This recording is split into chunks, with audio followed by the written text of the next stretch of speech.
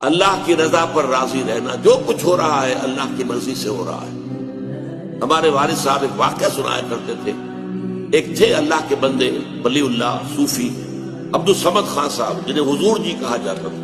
ان کے 2 جوان بیٹے تھے، ایک ہی دن میں دونوں فوت، انتہائی خوبصورت۔ یہ پٹھان تھے کیبل پور کے علاقے، 2 جوان بیٹے، اور ایک دن میں دونوں بچے ختم۔